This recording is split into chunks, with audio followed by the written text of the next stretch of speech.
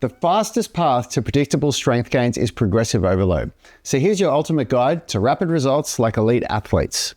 As performance chasers, we're driven by measurable results, not guesswork. Progressive overload, systematically increasing training stress, is the backbone of strength and muscle growth. Every world-class coach from powerlifting to gymnastics builds their programs on it. But most lifters get it wrong, stalling or risking injury. So let's dive into the 4 pillars that make it work. Precise weight increments, structured rep progression, perfect technique, and meticulous tracking. First, weight increments.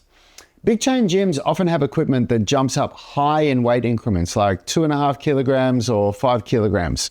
Or if you're over in the States, somewhere around 5.5 to 11 pounds. That forces you to stick with the same load for too long, and it halts your progress. Elite athletes aim for a 1 to 3% weight increase per workout to match their body's adaptation curve, and that demands fractional weights. For example, on a 100 kilogram squat, a 1 to 3% bump is 1 to 3 kilograms. Impossible without small increments. I push my squats up to 170 kilograms, double my body weight, over weeks by adding 0.5 kilogram to 2.5 kilograms per session. Without those micro steps, I'd have stalled. For barbells, use fractional plates in 0.5 kilogram, 1 kilogram, 1.5 kilogram, 2 kilogram or 2.5 kilogram increments. For calisthenics like pull-ups or dips, use fractional plates and add it to a dip belt or a weight vest with the same increments. For dumbbell work, especially isolation moves like rotator cuff exercises, adjustable wrist weights in 0.5 kilogram to 2 kilogram steps are perfect. These small, deliberate increases drive fast, safe progress. A quick note, to track this like a pro, we've got a program card that makes logging your progressive overload simple. Grab it via the link in the description. Next, calisthenics, bodyweight moves like pull-ups, dips, or pistol squats. They stall when you go to failure on every set. So if you're getting 8 reps in set 1 but only 2 reps by set 5, that's random, not deliberate. Structured rep progression is the answer. So start with 5 sets of equal reps, let's say 5 pull-ups, at a constant tempo. So 1 second up, 3 seconds down with 0-second pauses, for example. Next session, aim for 6 reps in 1 set, keeping all the others 5. Over weeks, increase to 6 reps across all sets, and then bump up to 7. I use this to go from 3 reps to 10 clean pull-ups in all 5 sets, and that's after having slap tears in both shoulders where I couldn't do a single pull-up at first. And you can apply this to any bodyweight move, so handstand push-ups, squats, dips, keeping tempo locked for measurable progress. Third, technique. Inconsistent form, so shifting angles, depth, or tempo means that your muscles fire differently each rep, wrecking overload precision. Every rep must be identical. My pull-ups hit a wall until a coach spotted weak scapular retraction. Fixing it dropped my reps at first, but it built stronger foundations. Same with squats, deeper range, chest up, knees out, meant lighter weight initially, but it smashed my plateau safely. So record your lifts and get feedback from a mentor, ideally via video, to catch flaws fast. And embrace new form cues, even if they cut your load or your reps short a little bit. That's not regression, it's setting you up for bigger, safer progress. And if you want to get stronger, avoid training to failure. That's a technique that bodybuilders use that's filtered down into the gym. And now everybody seems to think that if they're not training to failure, then they won't make progress. It's wrong. If you want to get strong, you train to success, not to failure. So every rep you do should be clean. You can lift heavy, but stay away from failure, because when it comes to strength training, the intensity comes from how heavy the weight is, not how many reps you do or how close to failure you get. So if you can't do an exercise for 3 really clean reps, like a pull-up for example, then use a regression that you can do clean reps on, like eccentric pull-ups or jumping pull-ups. All right, finally, tracking. What gets measured gets managed. It's the golden rule for lifting. Without records, you're guessing last week's reps or weight, and it's killing your progress. The gold standard is an app, so data is stored in the cloud, accessible anytime with past workouts at your fingertips. No app? a program card works too. So you have columns for your reps and sets and weight, and then rows for your exercise description and for the weeks of your training.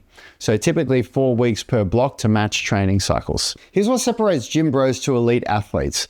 Specificity in training. Don't just write squats or chin-ups. Use strength and conditioning precision. So we write the body position, the grip, the equipment, and the movement. So a chin-up is a supinated grip pull-up. A shoulder press, standing medium grip barbell shoulder press. A squat, high bar barbell back squat, or low bar barbell back squat or front squat.